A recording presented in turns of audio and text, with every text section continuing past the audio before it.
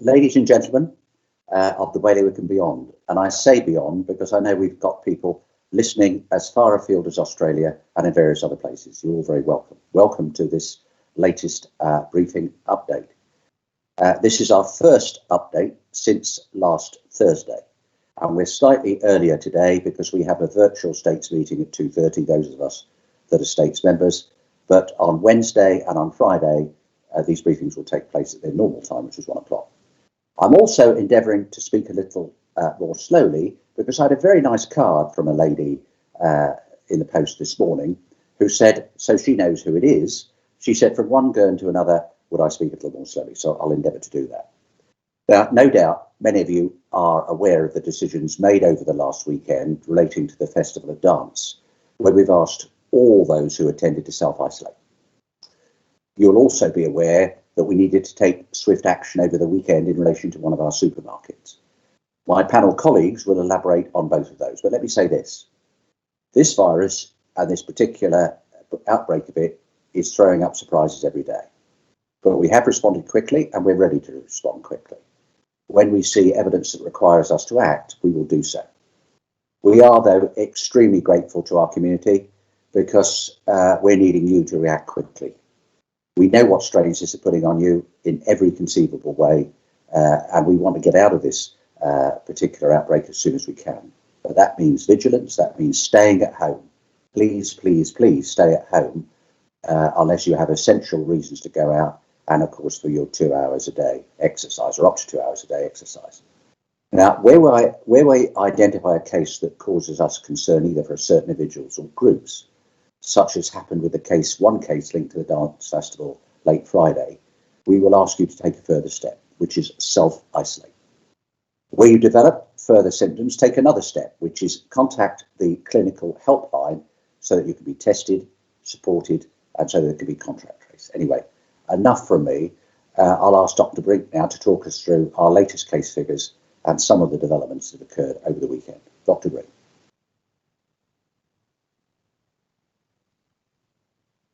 So thank you very much, Deputy Fairbrush. And I can't see the slides on my screen, so once again, I'll refer to them by individual slide numbers. So if we start on the first slide, I'm going to start off by giving you an overview of the last week's events.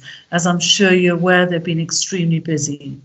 So if we look at slide number 1 and you look at the data from the 25th of the 1st, you can see on that day we had 461 negative results and 10 new cases.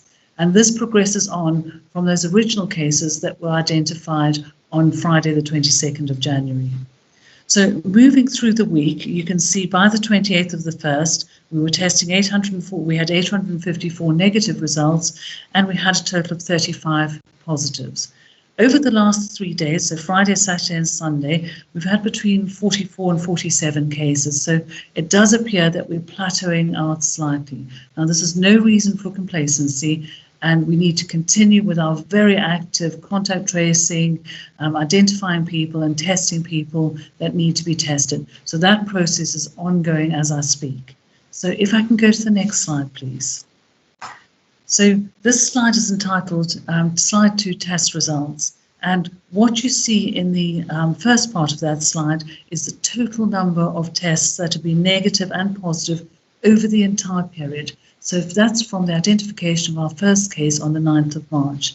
And all in all, we've had 585 positive results. Now, the 318 weighted results are results that we're waiting to generate the results on. So a lot of those would have come overnight to us. We generate this report at 8 a.m. every morning, so most of those have now been resulted. So we will have a lag period when we generate the results in the morning, but that's just in the overnight period from 12 midnight till 8 a.m. in the morning. But to really focus on wave 2, so we define wave 2 starting on the 6th of September when we identified our first positive case associated with travel. And what you can see now is that we've had a total of 333 cases in that during that period of time. But we currently have 277 active cases, 56 people have recovered, and we fortunately have had no deaths associated with this wave. But of course, we're in the height of a second wave at the moment, so we need to be cautious. So if we go to the next slide, which is entitled Slide 3 Case Breakdown, I think all of you are aware of how interested I am in the unknown community cases. And indeed, it was identification of that 4 unknown community cases on Friday the 22nd of January that made us go into lockdown.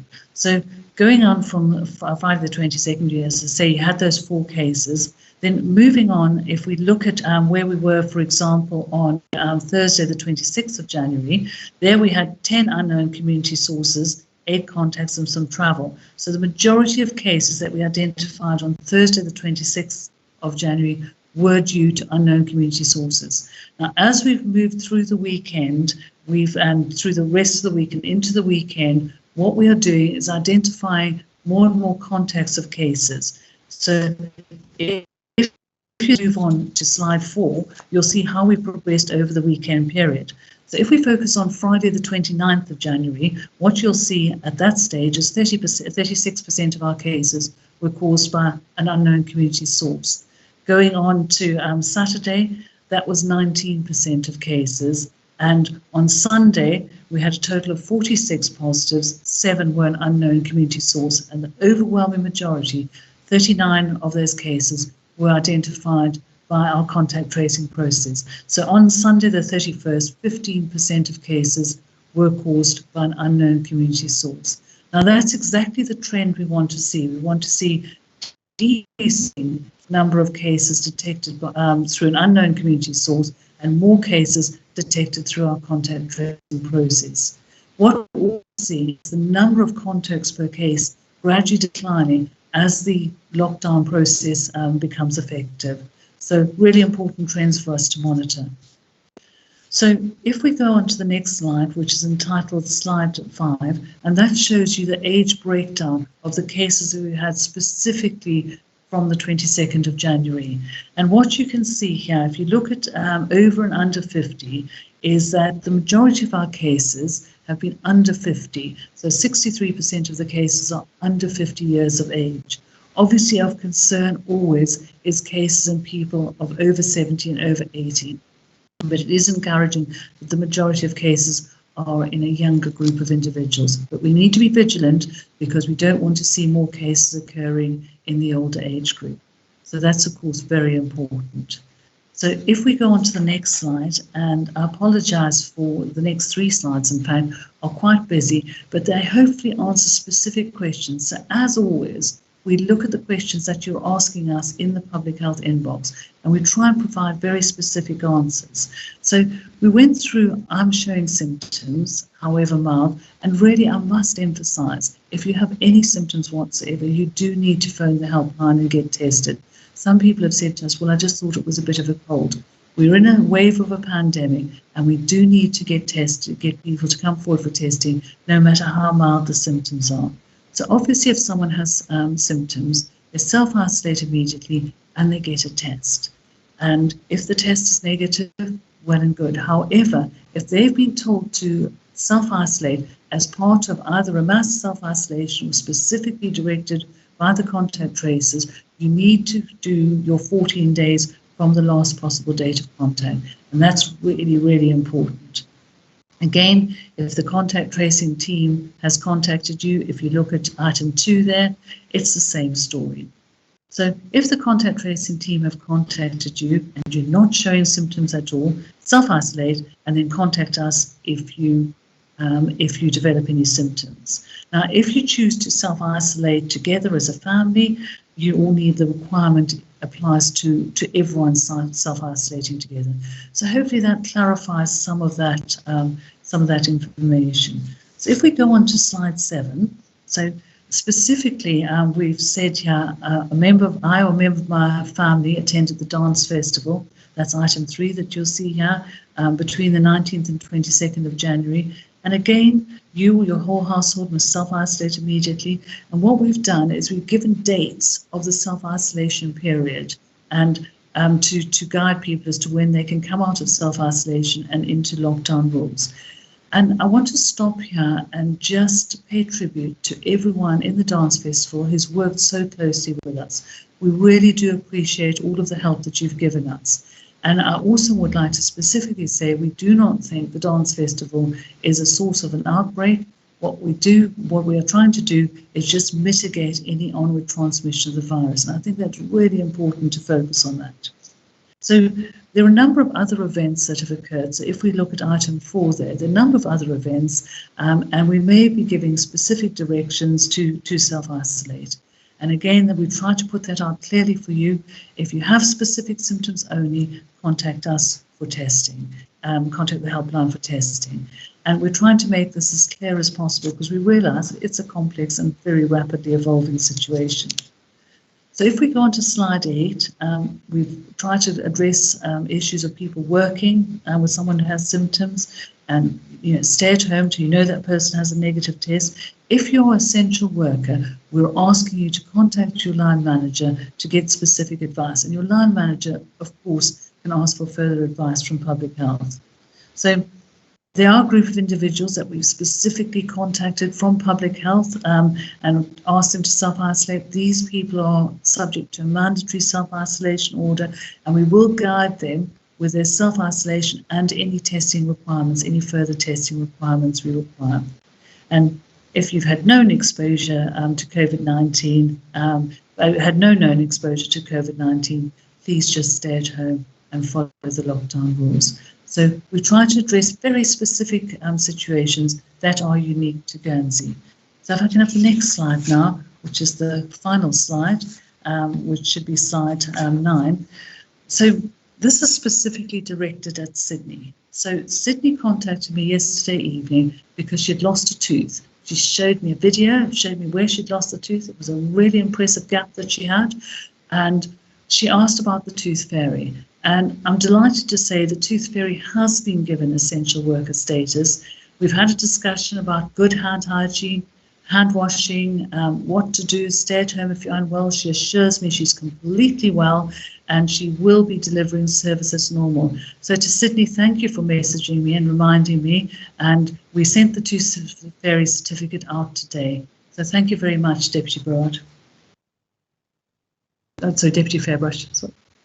Thank you very much, Dr. Brigg. I'm glad about the tooth fairy. You also did a splendid job with Father Christmas. So let's hope we're not going to have to bother with the Easter bunny. We'll have that resolved by then.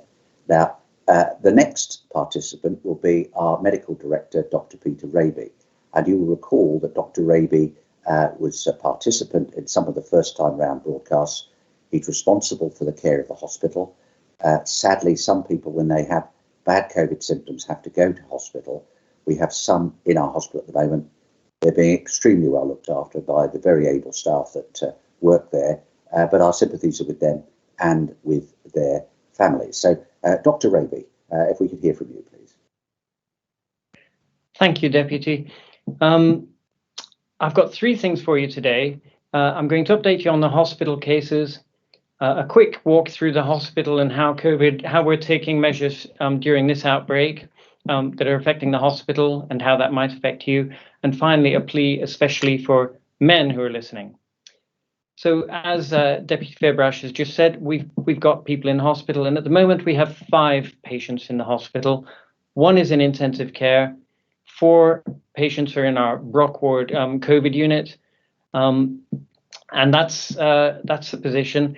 I'll give you an age range, but I won't give you any further details. And patients we've got in the hospital range from the 40s up to the 80s years old. Regarding COVID measures in the hospital and other health and care services, like you, we're all sorry to be reinstituting these COVID measures again.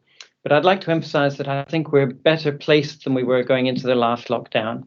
And we're better placed because of some of these things at least. Many of our most vulnerable population have been vaccinated.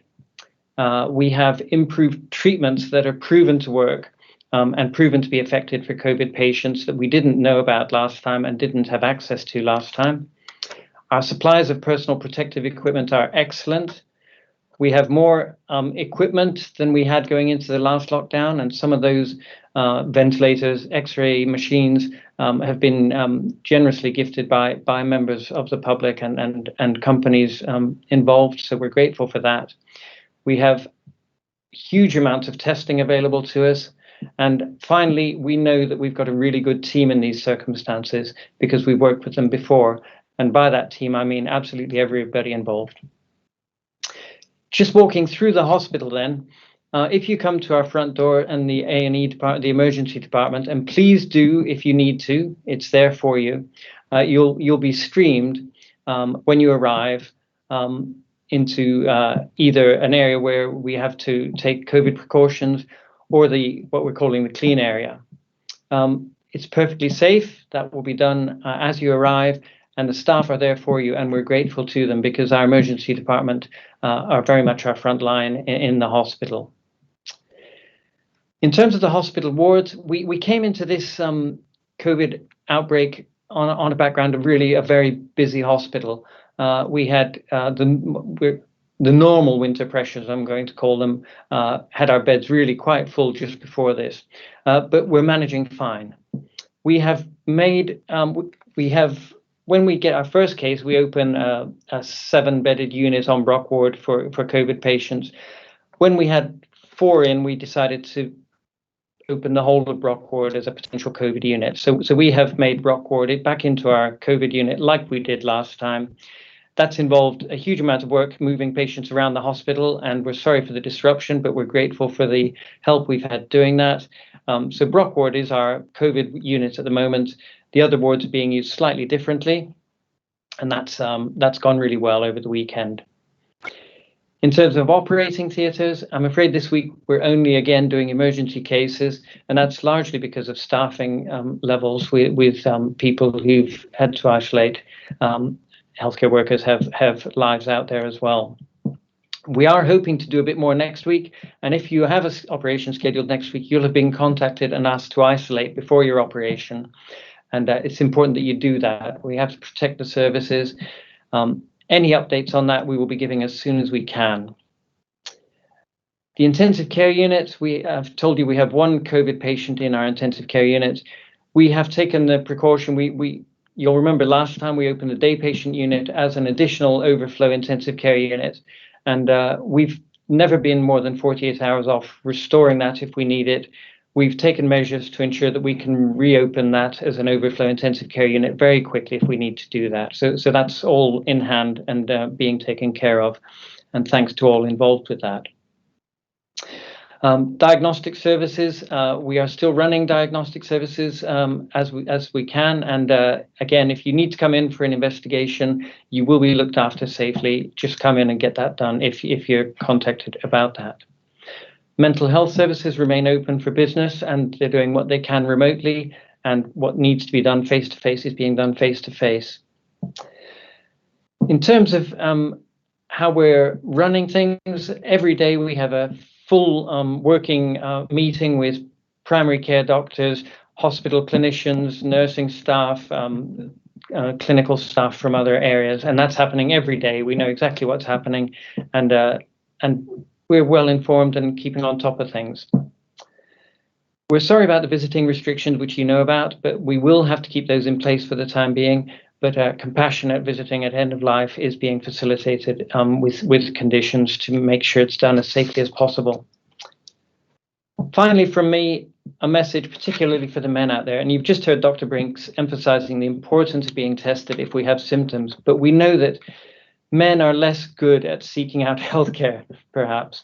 And interestingly, the community survey for the last outbreak showed that women were almost twice as likely to have been tested during that time as men. So please, gentlemen, if you have any COVID-like symptoms, don't ignore them. Get in touch with the helpline, get yourself tested. It applies to all of us. Any failure to test when we have symptoms can lead to a prolongation of this whole lockdown for everybody. That's all from me. Thank you. Thank you very much, Dr. Raby. That was extremely helpful. As I have said, things are fast moving. Our vaccine program continues to progress. and my colleague, Deputy Brouard, will now take you through that and some other issues. Al. Thank you, Peter. Good afternoon. Despite the challenges we face, we must remember we are partway through the largest vaccination programme in our history. We have always said that a COVID vaccine is key to our response to the virus, and the importance of the vaccination has never been so clear. We have now been vaccinating islanders for over a month, following the recommendations of the UK JCVI to vaccinate those most at risk first, and those who work closest with them. In line with their advice, and by the end of Friday last week, more than 8,400 doses of vaccine had been administered across the bailiwick. All older islanders in care homes and their staff wishing to have the vaccine have now received both doses. We've been publishing vaccination data weekly, but given the pace at which the programme is proceeding, we intend to move towards the release of the figures on a daily basis. The Community Vaccination Centre at Beausejour is now fully operational, with some 1,796 islanders passing through it during its first week, and with more than 3,000 additional appointments booked for the vaccination centre for the coming week.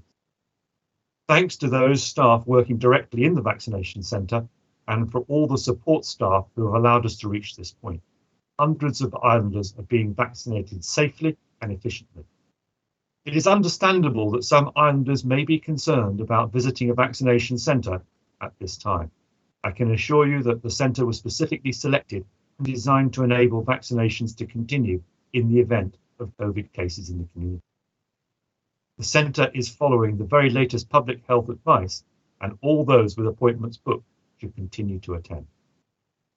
The only exception to this is if you are feeling unwell or if you are self-isolating. Please call 01 481 70 76 07, who will provide specific advice. Please do not attend the vaccination centre if you're experiencing any COVID symptoms. Over 4,900 invites have been sent out, with the centre booking line answering some 3,582 calls since launching on the 16th of January. Should any islanders over 75 not have received their invite, please contact the vaccination centre. Again, I'll repeat the number: 01 481 70 76 07, and that's for any islanders over 75 who have not received an invite. Invites are being sent out in batches during this week for those aged between 70 and 74. Please do not worry if you've not received your invite if you fall into these categories, as all islanders will be contacted. Vaccination is not compulsory, but it is the most effective way to protect yourself and your community. I would, though, remind all islanders that everyone, including those vaccinated, must continue to follow the latest public health guidelines. Vaccination is not a golden ticket to immortality. It is one of several measures to help prevent getting seriously ill from the virus. And finally, there were suggestions in the UK last week that a fourth vaccine, this time developed by Novavax,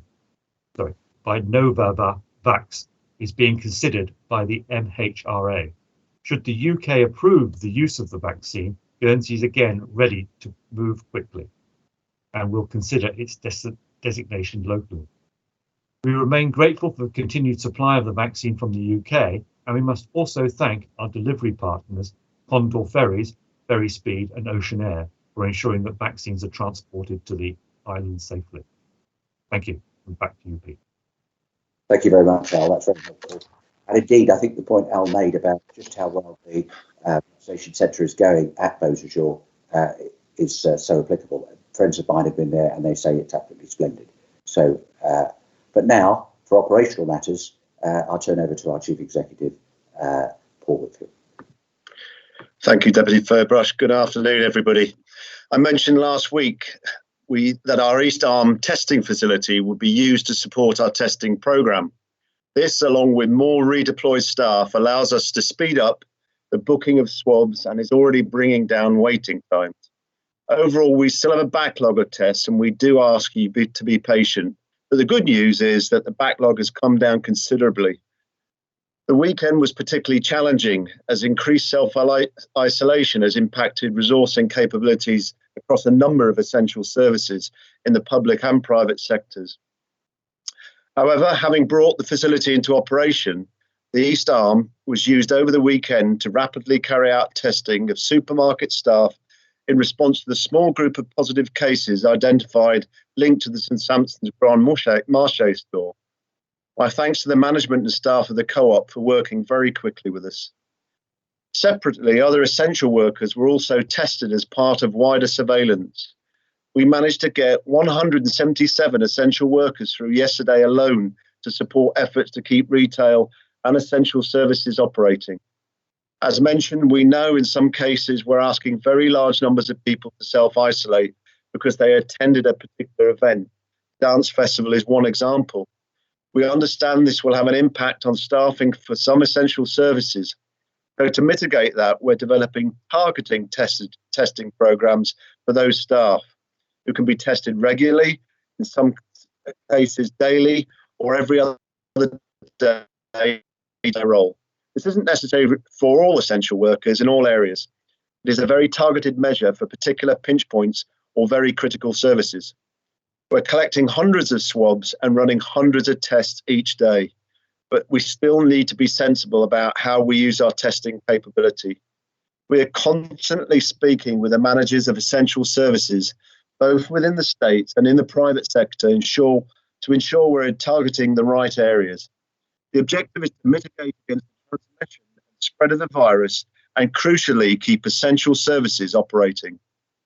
For those who are directly traced as a contact, targeted testing is clearly not an appropriate alternative to self-isolating. In case of doubt, anyone with symptoms, no matter what their role is, should be reporting them and not going to work. But of course, immediately informing your line manager. As well as using the East Arm for this kind of targeted key worker testing, we're also using it from today to support testing more widely. At the Harbour East Arm facility, we carry out self-swab tests. If you're directed there for your test, the staff on hand will talk you through it. We will also ask you to use the online travel tracker. You will recall that was designed with travellers in mind to make sure our data on who arrived, their test and their result was all linked up. We're of course using it differently now, but when you get to the testing facility, our team will talk you through registering on the tracker as well as taking your self-swab. The use of data and information is essential for managing and mitigating this crisis. For some, a self-swab isn't suitable, such as children under 12. They won't be asked to do this. They will be directed to our main testing facility at the hospital, which continues to handle the majority of testing and where clinical staff carry out hundreds of swabs each day. Over the weekend, we also confirmed educational and early years settings would stay closed to all children for the remainder of this week. This has been a really tough decision, equally understanding the impact this has on our key workers. However, suppressing the spread of transmission remains our key priority. We are actively developing a testing regime that will allow these school sites to safely open to vulnerable students and to the children of key workers from the beginning of next week. Even though next week is still half term, we are keen to give our key workers this level of support, especially as self-isolation has impacted so heavily on our resourcing. We know keeping the schools closed puts pressure on families, many still trying to work, look after children and support distant learning. And as Deputy Furbrass said last week, please just do what you can.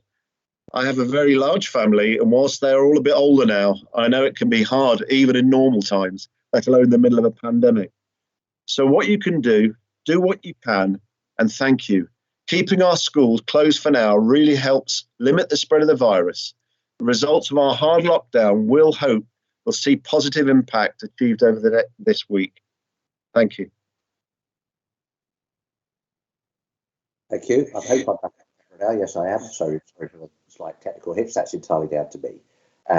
The last but by no means least, I'll be handing over for some further advice and information to my colleague, Deputy Salisbury. Thank you, Peter. Last week, I told you we were reviewing our position on face coverings. Already, we absolutely strongly recommend you wear them when out of the house, in indoor places like the supermarket or in more built-up areas where they're more likely to be other people. Now, I've had quite a bit of feedback about this, some very supportive, others less so. We are considering if they should be mandatory, but what we've done initially is get feedback from essential retailers and ask them if we need stronger measures. We really have no desire to bring in regulations that aren't necessary. Other jurisdictions may have to, it doesn't mean we do. The CCA hasn't made a final decision, but the initial feedback from retailers is that the vast majority of us are wearing our face coverings, even without legislation to make it mandatory. And this is great to hear. Guernsey is taking this lockdown extremely seriously. Thank you, thank you, thank you. Another bit of feedback we've received from our essential retailers is still occasionally they're seeing customers coming in only for bits and bobs or coming in as a whole family. Sometimes you need to take your child with you to the supermarket. We get that, and that's fine, but don't make it a family outing. If you can send just one person, please do so. If you can get all your shopping done for the week in one go, you should really try and do that too. Please just don't pop in for the odd donut or packet of crisps. We need to minimise our trips out of the house. Go out only for essential reasons and for your 2 hours of exercise to help keep physically and mentally well. But do not go out any more than you absolutely need to. The more we all stay at home, the sooner we can begin to unlock our lockdown. Finally, the Chief Executive talked about how hard this lockdown is on many parents.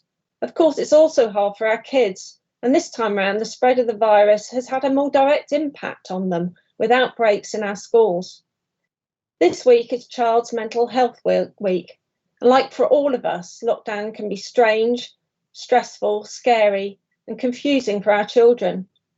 You might be interested to know that there's an ebook to help parents discuss COVID and lockdown with children, as well as other resources for parents. And we've added it to the coronavirus website at covid19.gov.gg/together/parents-carers.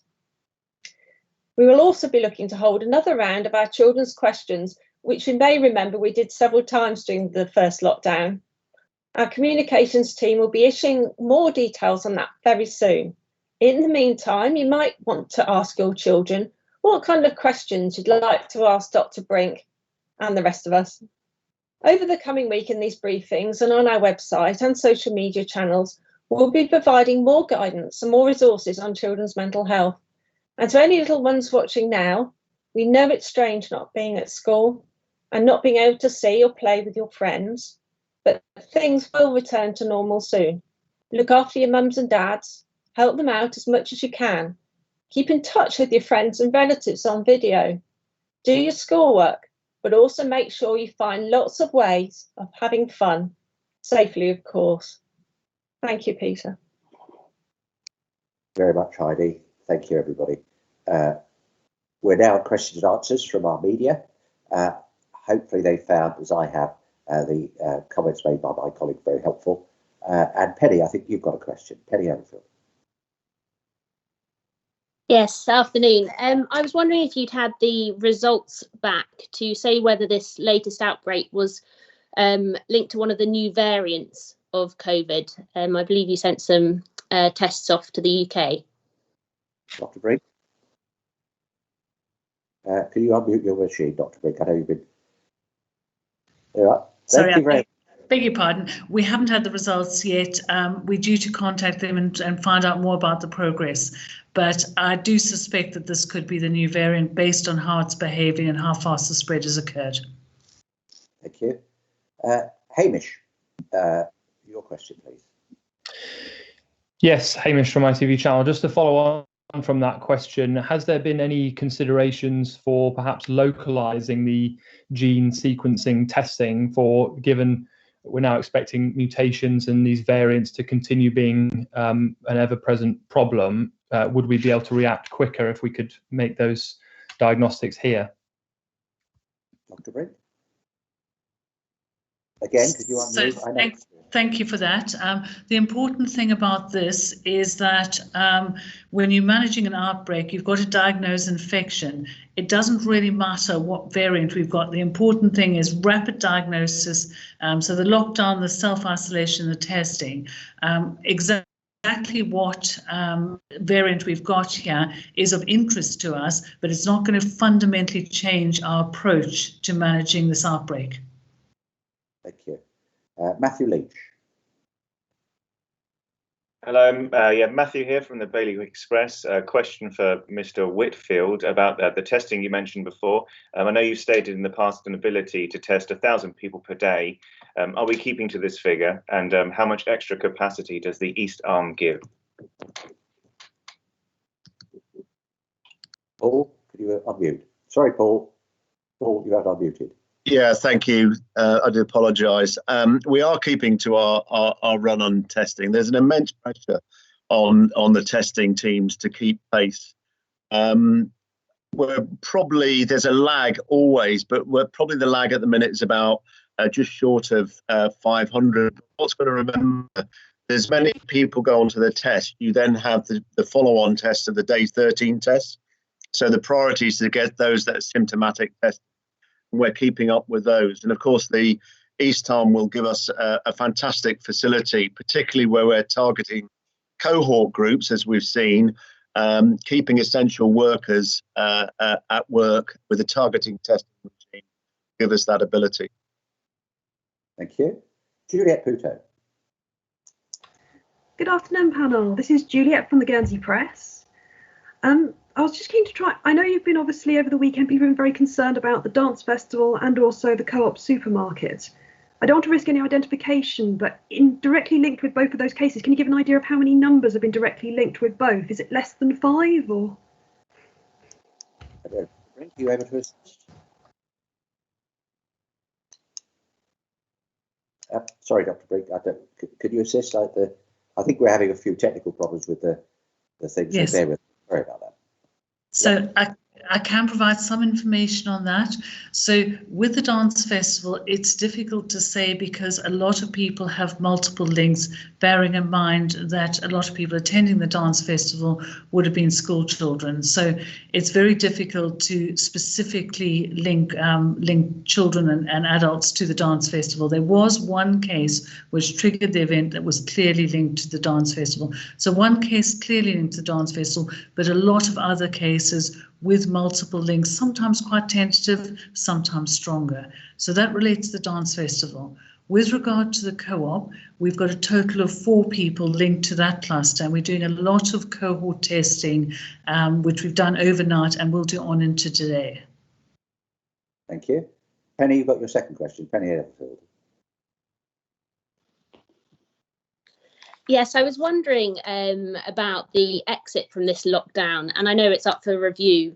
Is there any targets in terms of the number of days we have to have no unknown community sources before before you'll start easing restrictions, and when are you envisaging that might happen? Some guidelines, but Dr. Brink again will update us.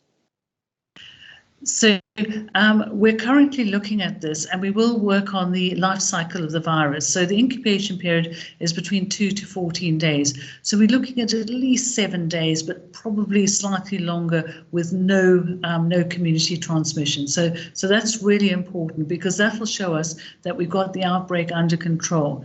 But as ever, we won't just go out of lockdown straight away. We'll do a phased approach. So what we're going to do over this week is work on how we can move out on a phased approach. I don't anticipate it being as slow as previous times because we went through a number of phases. I think we'll progress out far more rapidly, but based always on the science, which is the incubation period of the virus. So looking at least 7, but probably close to 14 days of being free of community transmission. But we're going to model that more precisely. So what we'll be doing this week is looking at, for example, the 5-day moving model, and we're looking at a trend analysis as where we are, and that'll enable us to provide some scientific justification to the CCN, to all of our community in Guernsey, as to what we feel the best process is. Deputy Salisbury, you wanted to speak. Thanks, Peter. Yes, people might remember we had the exit from lockdown framework produced through the first lockdown. Ironically, we were looking at updating that, and at the beginning of last week, we were meant to have a meeting on it. Clearly, we put that on hold to deal with the urgency of what we have at the moment, but that will be updated, and in line with Dr. Brink talking about how we've learned from the last lockdown and seeing how we can do things differently and hopefully faster. Thank you. Matthew Leach, your second question. This is a question for Dr. Brink. For clarity, what constitutes contact, as in having contact indirectly or directly with a positive case? What do you consider contact? So that varies. We have a number of case definitions for that. So, for example, if there's no physical touching, you're looking at 15 minutes within 2 meters, face to face, with no PPE or other mitigations in place. However, there might be some times where the contact is instantaneously and would rate that as high. So for example, someone coughed on a tissue, put it on the floor, someone picked it up, and you had that direct contact with a contaminated thermite. That would be of concern to us.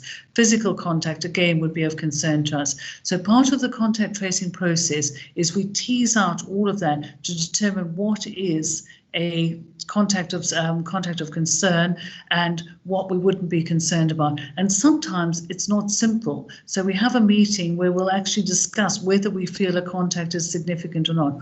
All the time we're trying to look at the proportionality of our response. So have we got it right? And we clearly are not going to get it right every time, but you try and be as careful as we can to define that.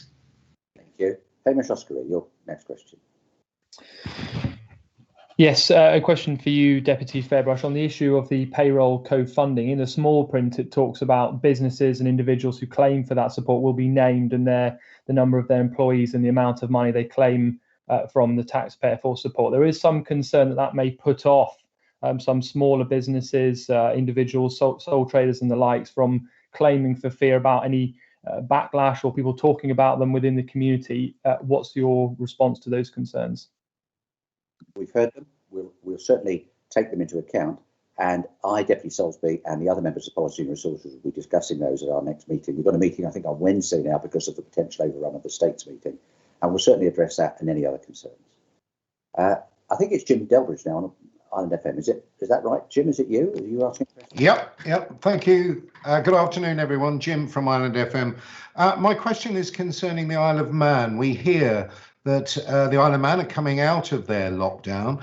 Can you explain, please, what kind of regular relationship and discussion we have with the Isle of Man? Is there any relevance to the way that they've conducted their exit towards the way that we're going to be conducting ours?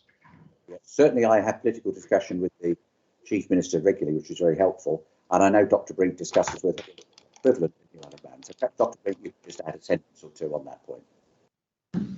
Yes, thank you. So the Director of Public Health in the Isle of Man is Dr. Henrietta Hewitt, and she and I have regular discussions. It's been really useful having those discussions where we challenge ideas, we discuss things, and that's been extremely helpful. So we've done a lot of mutual learning, and I think that's really important in a pandemic where we're dealing with what is a novel virus, and that mutual learning is of huge benefit. Thank you. Yeah, Uto, your next question. Hello. We know the Guernsey Police and Guernsey Border Agency have been working hard to make sure checking up on people to make sure they are self-isolating. Do we know how their resources are coping? Have they had any outbreaks themselves within their organisations, and how are they doing? Yeah, Paul, I think you should probably address that. Yeah. It's fair to say I don't think there are any of our essential services that haven't been hit by the impact of having to self-isolate, and indeed some positive cases. The police have also been impacted by this as well. I think it's really important that all our services have looked very hard at what their continuity plans are. Indeed, very similar in the supermarkets as essential services and others that keep all our essential lifeline services going. But this is principally why we've opened the Harbour East Arm testing facility, in order that we can take specific cohorts that don't interrupt the symptomatic cases that go to the hospital. We can drive large numbers of essential workers through the East Harbour Arm facility in order that we can put them on very specific, as I said, targeted regimes. So if you're a small team of critical workers, have to work together, and you might be tested daily. On the other hand, you might not be working in such close proximation to other people, so you might be tested every 2 days. And this is the sort of regime we're putting in place so we can protect, whether it's fire and rescue, police, hospital staff, harbour, stevedores, ferry speed, in fact, have all availed themselves of the services so that they can protect their workforce and keep essential services going. Thank you very much, Paul. Penny Overfield. Hi, I was wondering if you had got any further investigating the outbreak of the source. You mentioned that the dance festival you didn't think was a contributing factor in that respect, but are you closer to finding out what was? Well, I think I'll answer it. If Dr. Brink feels she needs to come in, she can do so. We discuss that regularly. We discussed it just this morning, and we are not aware. We don't have that detail. We may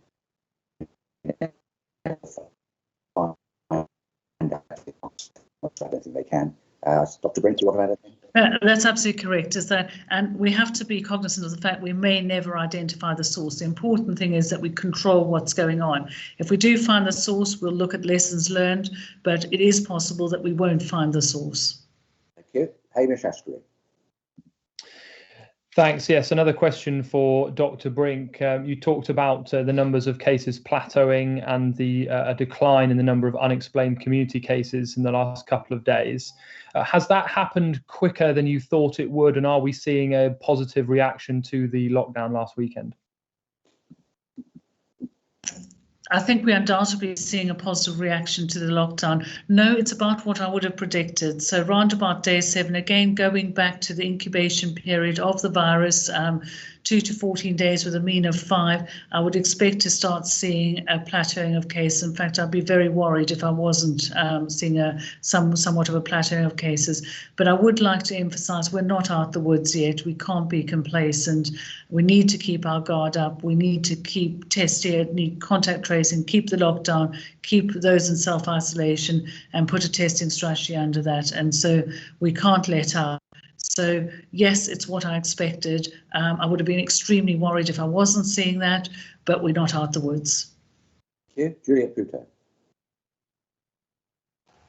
It's wonderful to hear the vaccination program's been going really well and lots of people have been taking up those opportunities.